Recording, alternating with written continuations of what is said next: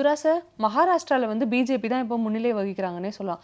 அப்படின்னா சிஎம் போஸ்ட்ல யார் தான் வருவாங்க? என்னன்னா 132 சீட்டு வந்து பிஜேபி மட்டுமே வாங்கியிருக்காங்க. ம். முன்னாடி இருந்த பிரச்சனை அப்படி இல்ல. முன்னாடி வந்து ஆக்சுவலாக சிவசேனா இது கூட எல்லாம் இருந்து அப்படியெல்லாம் ஆதரவு இப்படிலாம் சில விஷயங்கள்லாம் இருந்துச்சு. அதனால் விட்டு கொடுத்து போக வேண்டிய நிலைமை பிஜேபிக்கு இருந்துச்சு. இன்றைக்கி அப்படி கிடையாது. தனியாக 132 சீட்ஸ் வந்து பிஜேபி மட்டுமே வந்திருக்கு. அதனால் என் கணிப்பு சுசில்குமார் சிண்டே இது மாதிரி இதுக்கெல்லாம் வந்து இப்போ சிஎம் எல்லாம் இருந்து அப்படின்றதுக்கெல்லாம் வந்து இவங்க அநேகமாக ஒத்துக்கிறதுக்கு வாய்ப்பு இல்லை. ஃபட்னாவிஸ் தான் அநேகமாக மகாராஷ்டிராவுடைய முதலமைச்சராக வருவார். ஏன்னா அப்படி வந்து தங்களுக்கு ஒரு வாய்ப்பு கிடைச்சிருக்கும் போது வேறு யாருக்காவது தாரவாத்துன்றதில்ல.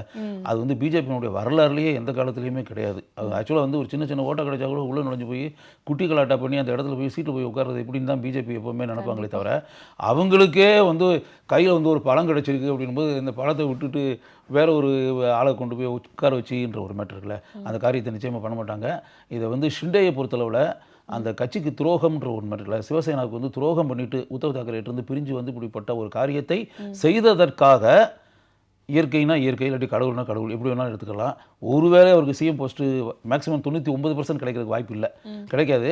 அப்படி சூழ்நிலை உண்டானா இயற்கையோ கடவுளோ அவருக்கு கொடுத்த தண்டனை அப்படின்னு தான் நம்ம மனசுக்குள்ளே நினச்சிக்கிறணும். இந்த 2 வருஷம் முன்னாடி இருந்துச்சு. ஒருவேளை இப்போ அதுக்கு அப்படி ஒரு சூழ்நிலை இருக்குமான்னு தெரியல. 2.5 இயர்ஸ் வந்து அதே மாதிரி இப்போ 2 வருஷம் இவர் 2 வருஷம் அவருன்ற மாதிரி ஒரு சூழ்நிலை வந்து பிஜேபி ஒத்துக்குருமான்னு தெரியல. அப்படி ஒருவேளை ஒத்துக்கிறவே இல்லை அப்படின்னா நீ காலம் ஃபுல்லாக நீ பார்த்தீங்கன்னா துணை முதலமைச்சர் தான்ற மாதிரி ஒரு சூழ்நிலையை உண்டாக்குனாங்க அப்படின்னா உண்மையாகவே அது அவருக்கு கிடைக்கக்கூடிய தண்டனை அப்படின்னு தான் நான் சொல்லுவேன். என்ன நடக்குது அப்படிங்கிறத பொறுத்து இருந்து பார்ப்போம்.